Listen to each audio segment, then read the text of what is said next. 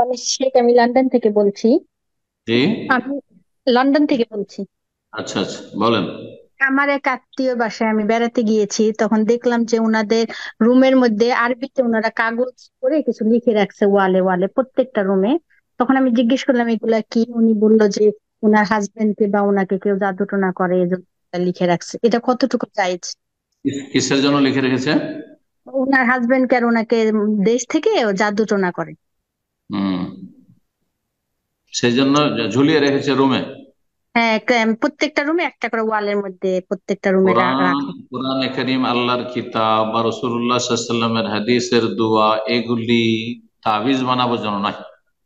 যেমন ডাক্তারের প্রিসক্রিপশন, কেউ যদি প্রিসক্রিপশনটা অনুযায়ী ওষুধ না কিনে, হ্যাঁ, ফার্মেসি থেকে, আর সে ওষুধ সেবন না করে, যদি মনে করে যে ভালো ডাক্তারের প্রেসক্রিপশন, সেটাকে আমি মুড়িয়ে ভাঁজ করে তাবিজে ভরে গলায় ঝুলাবো বা বাড়িতে ঝুলাবো, কাজ হবে?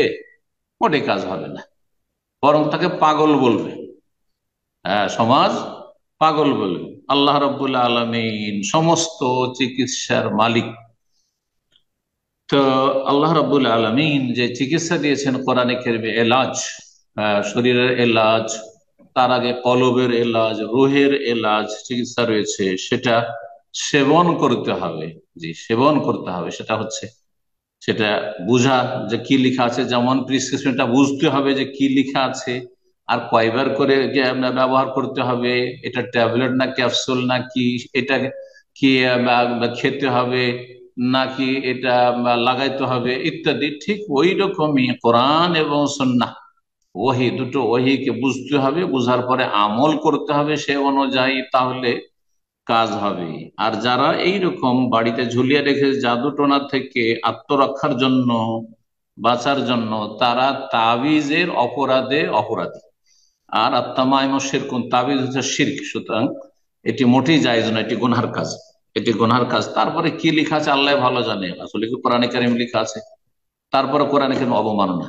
আর যদি অন্য কোনো কথা লেখা, আরবিতে লেখা আছে কিন্তু গায়রুল্লাহর নাম লেখা আছে, অনেক জায়গায় আরবিতে লেখা আছে ইয়া হুসেন, ইয়া আলী, ইয়া খাজা, সুদখোরদের নাম, হ্যাঁ, বেঈমানদের নাম লেখা আছে। এইসব তাবিজ তোমার চলছে ভারত, বাংলাদেশ, পাকিস্তান।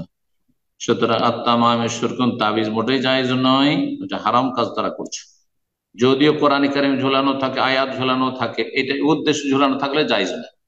এই উদ্দেশ্যে যদি ঝুলানো থাকে যে আমাদের বাড়িকে রক্ষা করব বা আমাদের শরীর রক্ষা করার জন্য অনিষ্ট থেকে, তাহলে নাজায়েজ হারাম কাজ করছে, অবমাননা করছে। এই জন্য আল্লাহ কোরআন নাযিল করেন, তৌহিন করছে। আর তাদের উচিত হবে, হ্যাঁ, যদি এই জন্য রাখতো যে কোরআন কারিমের এই আয়াতগুলি দেখলে স্মরণ, আয়াতুল কুরসি লেখা আছে, দেখলে স্মরণ হবে, তখন আমরা আয়াতুল কুরসি পড়বো, এটা শুধু রিমাইন্ডার হিসাবে, তাহলে জায়েজ। এই এক অবস্থায় জায়েজ, তাবিজ হিসাবে রাখলেও জায়েজ নয়। আর যদি না, এটা খুব সুন্দর লাগছে সুতরাং এটা ওয়ালে ঝুলিয়ে রাখবো, দেখতে একটু সাজ লাগবে, বাড়ি ঘরটা জিনতের জন্য রাখে, তাহলে তারা ঘরকে সাজাচ্ছে কালামুল্লাহ কোরআনের আয়াত দিয়ে বা হাদিসের দোয়া দিয়ে, এটিও জায়েজ না, এটিও অবমাননা। তো দুই অবস্থায় জায়েজ নয়, এই দুটো নিয়তে। আর একটি নিয়তে জায়েজ, সেটা হচ্ছে যে আমি এখানে আয়াতুল কুরসি অথবা সূরা ফাতিহা বা অন্য সূরা রেখেছি, আমরা মুখস্থ করব, যার মুখস্থ নাই সে মুখস্থ করবে, ছেলে মেয়েরা। আর যা যা আমরা দেখলে হঠাৎ করে মনে হবে যে এই কাজটা করি, এই দোয়াটা পড়ি, আয়াতুল কুরসি পড়ি ইত্যাদি, শোয়ার সময় বা যে সময়গুলিতে পড়া, তাহলে জায়েজ রয়েছে। জি। আল্লাহ হিদায়াত দান করুন।